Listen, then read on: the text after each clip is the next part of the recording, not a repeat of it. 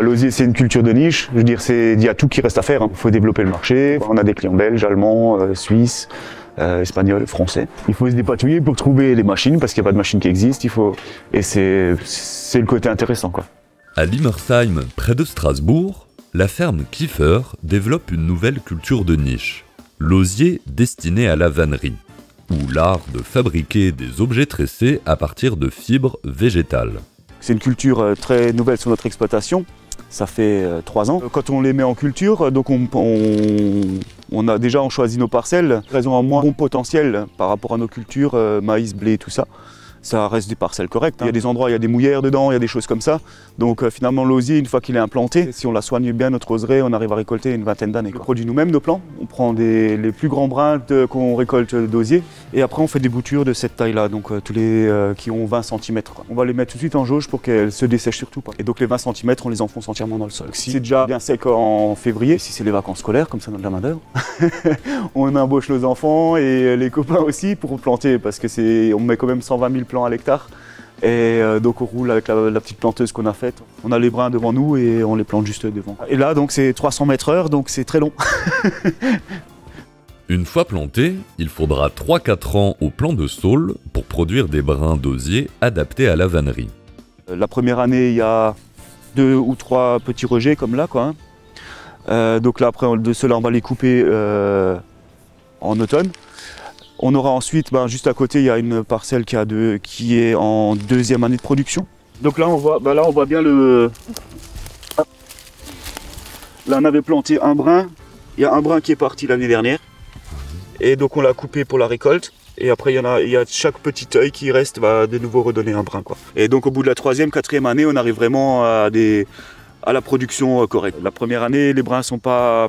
C'est pas l'optimum parce que comme il n'y a qu'un seul brin, ils sont pas assez en concurrence, donc ils vont être un peu plus gros. L'objectif c'est vraiment d'avoir des brins qui sont le plus long possible et le plus fin possible, quoi. Pour que dans le panier, quand ils font le panier, ils n'aient pas besoin d'insérer trop de fois des brins différents. Là on voit bien que c'est en 3e année, on a vraiment quelque chose qui devient dense, quoi.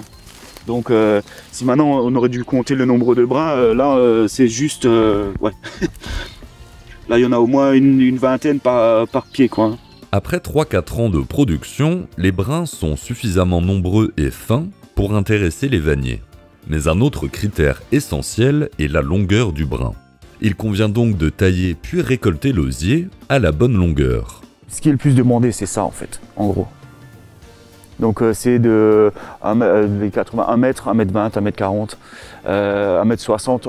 Ça commence déjà à diminuer un petit peu, mais donc toutes les plus grandes tailles, en fait, c'est déjà des choses qu'il faut trouver les marchés qui vont se développer. Il y a certains vanniers qui en prennent parce qu'il leur faut pour faire des montants et des choses comme ça, mais vraiment ce qui nous faut le plus, c'est les petites tailles, quoi. Au printemps, quand il y a les pousses qui ont cette taille-là, au mois de mai à peu près, on les recèpe, on recoupe, histoire qu'il y ait une deuxième végétation qui se développe, donc on a déjà 30 cm en moins, quoi. Donc en plus, le fait de recouper en pleine pousse, ça stresse un peu la plante. Et puis, faut pas le faire trop souvent parce qu'il y en a qui supportent pas des variétés. Mais ça permet d'avoir des tailles un peu plus petites, quoi. Celui-là, ça va être les grands qui vont aller jusqu'à 2 mètres. Et là, il y en a un autre qui est tout petit. Celui-là, il va faire que 1 mètre finalement jusqu'à ce qu'on récolte, quoi. On avait des couteaux Y pour le maïs et on met des marteaux à cuillère en fait. Et donc on roule très très doucement pour que vraiment ça coupe, il faut que ça coupe net, quoi. Donc les couteaux on fait que ça avec, après on les enlève de nouveau pour pas les abîmer, pour que vraiment la coupe reste très très nette, quoi. Après l'idéal ce serait d'avoir un gyrobroyeur sur chaque rang, quoi. Un couteau sur chaque rang pour que ça tourne encore plus vite et que ce soit beaucoup plus net encore. C'est des petites machines en fait, au fur et à mesure qu'on travaille, on voit que il faudrait encore faire ça, il faudrait encore faire ci. Et comme il n'existe pas de machine, il faut réfléchir un petit peu comment le faire, et puis après, c'est un peu ma deuxième passion de faire ça, quoi. La mécanisation de l'osiericulture étant rare, il existe peu de références quant à l'itinéraire technique approprié. Mais les kiffeurs ne craignent pas d'expérimenter et savent tirer parti de leur parc matériel. On avait du tabac, on avait de la betterave, donc les bineuses et tout ça, on peut les utiliser. On a fait le choix de faire des rangs de tous les 50 cm. Nos tracteurs, on les voit, sont à 1,50 m. Donc finalement on peut passer dedans, donc on fait du désherbage mécanique quoi, hein, parce qu'il n'y a pas de produit. Le liseron qui s'enroule autour des brins, ça c'est embêtant, mais si ça reste au sol, c'est pas plus gênant que ça quoi. Là c'est la deuxième année, quand on voit les différentes, maintenant on peut aller, il y a juste à côté il y a troisième année, c'est beaucoup plus dense et en fait il n'y a plus de lumière en dessous, donc la mauvaise herbe est étouffée ce qui est dedans. Si on a soigné les 2 premières années, après ça roule. Le souci qu'on peut un petit peu avoir, c'est les petits insectes qui sont dessus, qui vont pondre sur le bourgeon terminal, et donc ça va faire une petite ramification. Et le vannier, il veut un brin qui soit très droit, très propre, avec sans aucune ramification. Il faut que son panier soit bien lisse, quoi. Donc tout ce qui est ramification, ce sera un déchet, quoi.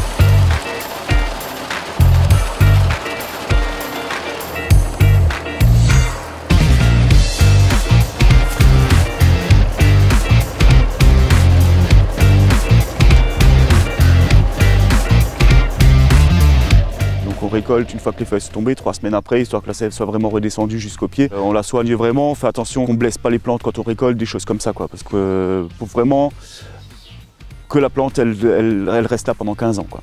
Là-bas c'est une machine qui va sur un motoculteur et donc après il faut aller l'adapter au tracteur avec de l'hydraulique à l'avant du tracteur, le relevage et tout ça. Et finalement on a juste gardé le principe de la barre de coupe et du liage automatique quoi. Donc on a tout renforcé parce que à la base c'est une machine qui est plutôt faite pour récolter du roseau ou du blé. Donc c'est beaucoup plus tendre que l'osier qui est quand même un bois. On a modifié la barre de coupe, on a pris une ancienne barre de coupe d'un tracteur, les faucheuses latérales quoi, hein, qui sont beaucoup plus costauds que ce qui était dessus d'origine quoi. Et on l'a adapté dessus. On a rajouté des bras au-dessus parce que finalement comme l'osier est beaucoup plus haut, pour que les brins ne tombent pas, il y avait que d'origine il y a ce bras là et celui là quoi. On fait partie des agriculteurs qui sont un peu bêtes parce qu'ils achètent une nouvelle machine, ils rentrent, ils la déballent, ils prennent la meuleuse et ils coupent. Une fois que c'est récolté au champ, on a nos fagots qu'on ramène à la maison, donc on va trier par longueur, on trie tous les 20 cm en fait, donc on va tirer les brins par longueur, tous les 20 cm on fait des étapes, on sort ce qui est branchu ou fourchu. Et le reste est conditionné en petites bottes de 10 kg à peu près quoi.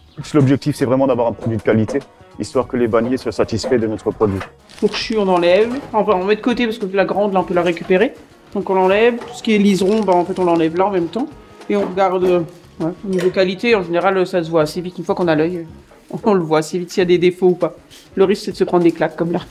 Si le brin on le coupe maintenant, on peut le trier jusqu'au mois de mars, avril. Mais après on a d'autres travaux qui ont commencé, donc nous on a fait plutôt le choix de dire on prend des saisonniers. C'est qu'une culture à valeur ajoutée, mais en fait il y a beaucoup de travail derrière quoi. Donc finalement notre main d'œuvre elle est vraiment valorisée en faisant le tri, en faisant bien notre travail, on s'y retrouve derrière. On récolte à peu près une journée de récolte dans les champs, nous permet de travailler une semaine. C'est familial quoi, il y a mon épouse, il y a Tanguy qui est le copain de notre fille, il y a mon papa et ma maman. Suivant la longueur, on fait des paquets de 5 kg ou de 10 kg, ou même les plus petits en 2 kg. C'est un très bon travail pour moi. Je suis au chaud. Je connais la rigueur du triage du tabac. Donc, j'ai le triage de l'osier. On a différentes variétés, on en a 5 maintenant. On a le purpurea, on a le jaune, l'alba, on a du rouge belge, un triandra, l'oural et le bourdiala. C'est une nouvelle variété qu'on a essayé cette année quoi. Et après on en a d'autres qu'on écorce encore. Donc on enlève l'écorce, donc ça va être des paniers qui seront tout blancs en fait. En fait c'est 2 tambours qui tournent. Là on les voit, ils tournent dans ce sens en fait. Et en fait donc le brin, là si vous regardez, là le brin il est obligé, il est dans cette pince ou dans cette pince là quoi. Et le brin là ça s'écarte. Il y a des petits ressorts en fait où le brin il passe dedans et donc ça arrache l'écorce. Et en fonction de ce qu'ils vont faire dans le panier, parfois ils vont prendre plutôt une variété que l'autre. La dernière étape de la préparation de l'osier est le séchage. Pendant plusieurs mois, les brins vont ainsi perdre en diamètre et gagner en stabilité. On s'est rendu compte qu'on avait des petites taches qui venaient un petit peu au niveau du séchage. L'humidité ne s'évacue pas assez rapidement des brins, ce qui fait que ça faisait des petites taches noires dessus. Donc maintenant, on met toutes les chances de notre côté. On a une serre, ça sèche beaucoup plus rapidement que dans le séchoir à tabac, quoi. On en a partout autour de l'ombrage, parce qu'avant on en avait que sur le au-dessus pour atténuer un peu les températures en été. Et donc là maintenant on en a mis autour aussi pour que vraiment la couleur reste homogène et donc ça va pas faire de... Sinon, quelque part, c'est de l'osier d'étain, quoi. C'est joli dans un panier, ça fait des effets, il y en a qui aiment bien, mais pas tout le monde. On ne sait pas encore ce qu'on va récolter, mais les vanniers ont déjà fait les commandes. On les prend jusqu'à fin décembre. Ça, c'est les commandes prioritaires, on va dire. C'est nos clients qui nous font confiance. Ils savent que derrière, c'est du végétal, qu'il y a une année, ça peut pousser beaucoup grand, une année, ça peut être très petit, des choses comme ça. Donc, ils nous donnent leurs souhaits. On ne sort pas de commande avant qu'on ait fini le tri. Et comme ça, on sait, comme on n'a pas encore de stock d'avance, s'il faut qu'on réduise, au moins ils voient déjà comment cette variété a réagi dans nos types de sols, si la couleur que ça va donner, parce que ça ne va pas être la même couleur si vous avez un sol léger qu'un sol plus profond, quoi. On ne dépend pas de différents cours mondiaux et des choses comme ça. On est producteur et on a nos clients vanniers derrière, quoi. Et on est à l'écoute de ce qu'ils ont besoin et donc ils sont prêts à mettre un certain prix pour une certaine qualité. Donc si on produit de la qualité derrière, et on arrive à dégager une partie de notre salaire, quoi. Notre clientèle, c'est des vanniers professionnels, des vanniers qui font ça en loisir. Donc, il y en a beaucoup qui se lancent aussi maintenant un petit peu à lier l'osier avec de la céramique ou du cuir. Ça fait des objets décoratifs qui sont vraiment sympas, quoi. On a fait le choix de proposer à une jeune qui s'est installée là où nous on a appris à faire les paneries. Donc on lui a proposé de mettre nos locaux à disposition et qu'elle fasse des ateliers vannerie sur la ferme. Ça permettra de parler de l'osier et puis si les gens se lancent dans la vannerie après, ils sauront venir en chercher. On fait 2 marchés, un à Bouxurul dans les Vosges, qui est à 2 heures de chez nous à peu près. Et les autres, ils viennent beaucoup à la ferme chercher ce qu'il faut. Les vanniers ont l'habitude de se déplacer loin pour chercher de l'osier puisqu'il n'y en a pas beaucoup. Le transport revient très très cher. On avait déjà des vanniers qui c'était des Belges, hein, et ils rentraient, ils étaient dans le sud en vacances, donc en passant ils ont téléphoné, est-ce qu'on peut passer s'arrêter? Ils ont mis toutes les valises d'un côté, les enfants ils les ont mis aussi de côté, et ils ont rempli le reste avec de l'osier. On a vraiment du débouché, on a de la demande tout le temps, on aurait pu vendre beaucoup plus cette année, donc maintenant on augmente notre surface, ça permettra finalement à nos enfants, je pense, de au moins un qui puisse s'installer sur cet atelier-là. Nathan le plus jeune, lui, s'intéresse pas mal à l'osier, donc je pense que ce sera son projet peut-être à lui, et Chloé un autre projet. Je veux dire, faut que chacun amène son projet pour y retrouver son compte, quoi.